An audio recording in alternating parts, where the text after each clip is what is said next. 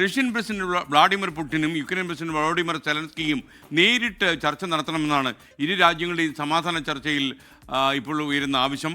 Ukraine വെടിനിർത്തലിന് സമ്മർദ്ദം ചെലുത്തി അമേരിക്കയും ഡൊണാൾഡ് ട്രംപും രംഗത്ത് വന്നു. അതുപോലെ ഈ യുദ്ധം നിർത്തണമെന്ന് അമേരിക്കൻ പ്രസിഡന്റ് ആഗ്രഹമുണ്ടെന്നാണ് നമ്മൾ മനസ്സിലാക്കുന്നത്. പി ജെയിംസ് വീണ്ടും ചേരുന്നു.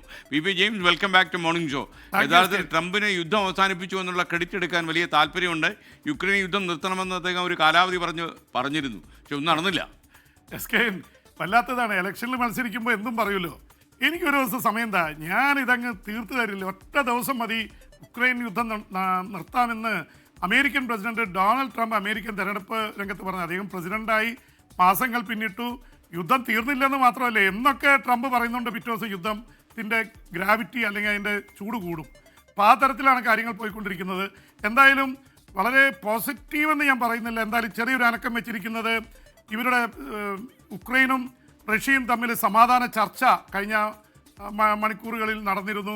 ആ ചർച്ചയിൽ ഉയർന്നു വന്നൊരു കാര്യം, റഷ്യൻ പ്രസിഡന്റ് വ്ളാഡിമിർ പുടിനും അതുപോലെ തന്നെ ഉക്രൈൻ്റെ പ്രസിഡന്റ് വൊളോഡിമിർ സെലൻസ്കിയും തമ്മിൽ നേരിട്ട് ചർച്ച നടത്തണമെന്നുള്ള തരത്തിൽ കാര്യങ്ങൾ വന്നിരിക്കുന്നു. ആ ആവശ്യം ഉന്നയിച്ചിരിക്കുന്നു.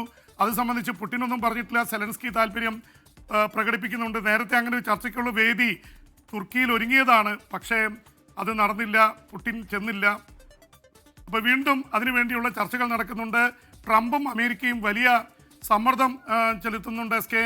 ഉക്രൈനിലാണെങ്കിൽ യുദ്ധം ഇപ്പോഴും നടക്കുന്നുണ്ട്. അത്ര തീവ്രതയിൽ ഈ ദിവസങ്ങളിൽ ആയിരുന്നില്ല, പക്ഷെ കഴിഞ്ഞ ദിവസങ്ങളിലൊക്കെ ഡ്രോൺ യുദ്ധമായിരുന്നു. ആയിരക്കണക്കിന് ഡ്രോണുകളാണ് റഷ്യയും ഉക്രൈനും അങ്ങോട്ടും ഇങ്ങോട്ടും പ്രയോഗിച്ചത്.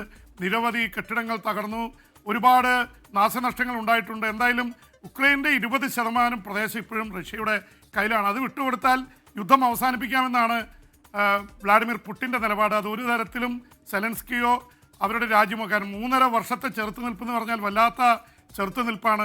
അതിനിടയിൽ ഒരു കാര്യം കൂടി ഉള്ളത്, ഈ ട്രംപ് ഇതൊക്കെ പറയുമ്പോഴൊക്കെ അമേരിക്കയിൽ ട്രംപിനെതിരെയുള്ള കുരുക്ക് മുറുകയാണ്. എപ്സ്റ്റീൻ ലൈംഗിക വിവാദ കേസിൽ ട്രംപിൻ്റെ പേര് ആ ഫയലുകളിൽ പ്രത്യക്ഷപ്പെട്ടുവെന്ന് അദ്ദേഹവുമായി ബന്ധപ്പെട്ട അദ്ദേഹത്തിൻ്റെ വൈറ്റ് ഹൗസ് തന്നെ അദ്ദേഹത്തിന് വെളിപ്പെടുത്തി കൊടുത്തിട്ടുണ്ട്. അദ്ദേഹം വെല്ലുവിളിക്കുക ചെയ്ത് ഇതിൻ്റെ ഫയലുകളൊക്കെ പുറത്തുവിട്ടോളാൻ. എന്തായാലും എന്താണ് റോളെന്ന് പറഞ്ഞിട്ടില്ല, പക്ഷേ പല പ്രമുഖരുടെ കൂട്ടത്തിൽ പേരുണ്ട്.